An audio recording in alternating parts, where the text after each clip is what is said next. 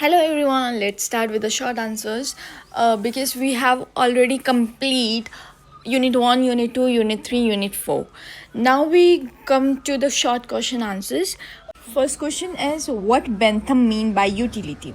Bentham defined utility as a principle that actions are right if they promote happiness and wrong if they produce pain.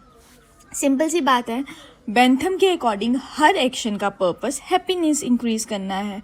अगर कोई action लोगों को pleasure या happiness देता है तो वो गुड है, अगर वो पेन देता है तो वो बैड है. Greater happiness of the greater number is the aim. मतलब इसलिए बेंथम ने बोला कि greater happiness of a greater number मतलब सोसाइटी में मैक्सिमम लोग खुश होने चाहिए. Next is name important influence of Bentham political thought. Bentham was influenced by enlightenment ideas. Okay, मैं आपको एक्सप्लेन करती हूँ, जस्ट रीड आउट करना रहने देती हूँ, है ना, नहीं तो टाइम बहुत जाएगा. क्योंकि आप एंड मोमेंट में ये वीडियोस देखोगे और एंड मोमेंट्स में आप ये नहीं देखोगे कि क्या है, आप बस कंसेप्ट समझने की कोशिश करोगे. ओके कि हमने ये लिखना है. सो मैं आपको सीधा एक्सप्लेन करूँगी. Okay, name important influence of Bentham political thought. Bentham पर इलाइटमेंट मूवमेंट का बहुत इफेक्ट था, जहां रीज़न और साइंस को इम्पोर्टेंस दी गई. John Locke. एम्पिरिज्म ने भी इन्फ्लुएंस किया. इंडस्ट्रियल रेवोल्यूशन के टाइम इंग्लैंड में सोशल प्रॉब्लम बढ़ गई थी, इसलिए बेंथम प्रैक्टिकली रिफॉर्म्स और लॉज को इम्प्रूव करना चाहता था. How Mill was prophet of empty liberty. JS Mill individual freedom को सपोर्ट करते थे, लेकिन क्रिटिक्स कहते हैं कि सिर्फ लीगल फ्रीडम देना इनफ नहीं है. पुअर और वीक पीपल इकोनॉमिक इनक्वालिटी की वजह से फ्रीडम का रियल यूज़ नहीं कर पाते, इसलिए उसकी लिबर्टी को एम्प्टी लिबर्टी कहा गया है. Next is what is tyranny of majority according to मिल.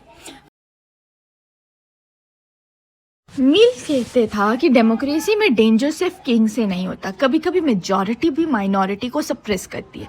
जब मेजॉरिटी अपनी ओपिनियन सब पर फोर्स करे और माइनॉरिटी की फ्रीडम को दबा दे, उसे टायरनी ऑफ मेजॉरिटी कहते हैं. हीगल के अकॉर्डिंग हिस्ट्री और सोसाइटी आइडिया के कन्फ्लिक्ट से प्रोग्रेस करती है. पहले एक आइडिया आता है थीसिस, फिर उसका ऑपोजिट आइडिया आता है एंटीथीसिस. दोनों के कन्फ्लिक्ट से एक नया इम्प्रूव्ड आइडिया बनता है सिंथेसिस. इसी प्रोसेस को डायलेक्ट्स कहते हैं.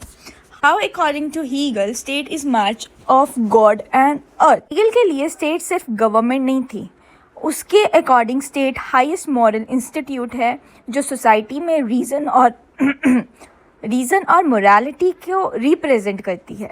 इसलिए उसने स्टेट को march of God on earth कहा है. How capitalism is its own grave digger according to Marx. Marx के अकॉर्डिंग कैपिटलिज्म वर्कर्स का एक्सप्लॉयटेशन करता है. रिच कैपिटलिस्ट और पुअर वर्कर्स के बीच क्लास कन्फ्लिक्ट बढ़ता है. एक टाइम आता है जब वर्कर्स रेवोल्यूशन करते हैं और कैपिटलिज्म को ख़त्म कर देते हैं. इसलिए मार्क्स ने बोला कैपिटलिज्म अपना खुद का ग्रेव डिगर है. What is alienation according to Marx? Marks के अकॉर्डिंग कैपिटलिज्म में वर्कर्स अपने काम से इमोशनली कनेक्टेड नहीं रहते. जो प्रोडक्ट वो बनाते हैं उस पर उसका कंट्रोल नहीं होता.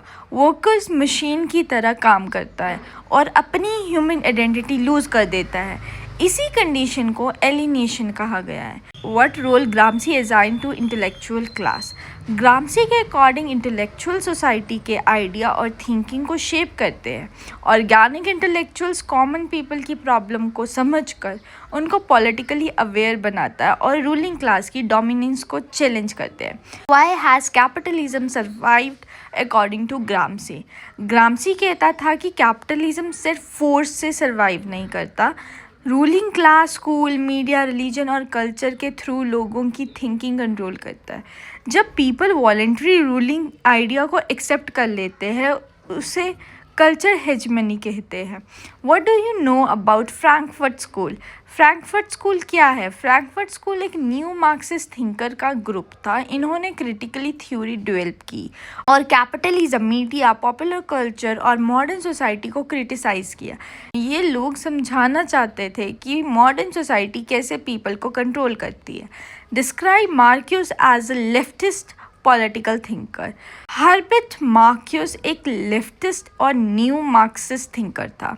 उसने मॉडर्न इंडस्ट्रियल सोसाइटी और कंज्यूमर कल्चर को क्रिटिसाइज्ड किया। मार्क्यूस कहता था कि मॉडर्न सोसाइटी पीपल को फॉल्स नीड में बिजी रखती है और रियल फ्रीडम को सप्रेस कर देती। What was Hannah Arendt's understanding of Nazism? Hannah Arendt के अकॉर्डिंग मार्क्सिज्म एक टोटलिटेरियन सिस्टम था जहां गवर्नमेंट टेरर, प्रोपेगेंडा और फियर के थ्रू पीपल को कम्प्लीटली कंट्रोल करती थी। इस सिस्टम में इंडिविजुअलिटी और फ्रीडम डिस्ट्रॉय हो जाती है। What's Hannah Arendt meant by revolution? मतलब रेवोल्यूशन का एक रियल मीनिंग सिर्फ रूलर को हटाना नहीं। ट्रू रेवोल्यूशन तब होती है जब पीपल को पॉलिटिकल फ्रीडम मिले और वो एक्टिवली पॉलिटिक्स और पब्लिक लाइफ में पार्टिसिपेट करे। Last, what are two specific principle of justice given by John Rawls? John Rawls ने जस्टिस के 2 प्रिंसिपल दिए थे।